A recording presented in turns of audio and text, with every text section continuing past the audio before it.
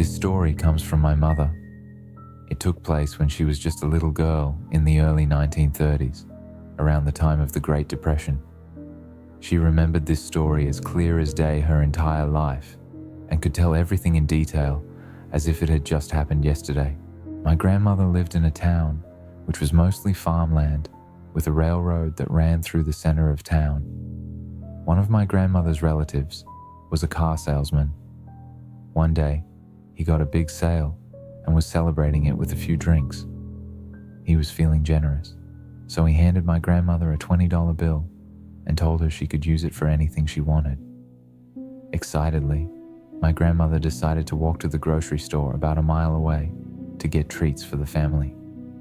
In those days, $20 was like $2,000 to some people. She took my mother's hand and they walked to the store together. At the store, standing outside were two rough-looking men, but my grandmother didn't pay much attention to them and entered the store. They got their few items, and when my grandmother handed the clerk the $20 bill, the two men peered inside and appeared to take notice of the change she was handed. My grandmother took notice of it and knew something bad was going on and needed to get back home as soon as possible. My mother and grandmother walked out of the store calmly and started going home across the fields.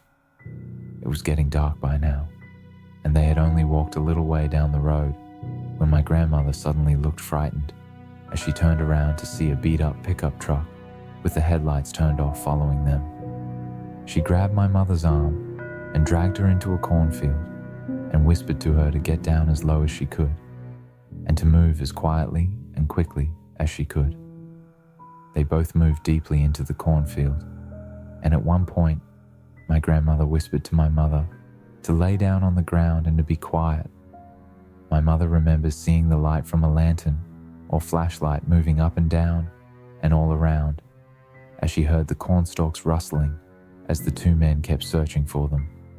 After what seemed like hours, my great-grandmother told my mother to get up and they finished their journey home. In those days, the newspapers and radio often reported people being assaulted and sometimes killed for a few dollars or pennies in their pockets.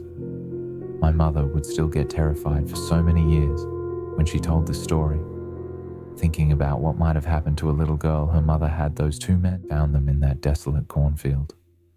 Always make sure to be safe outside.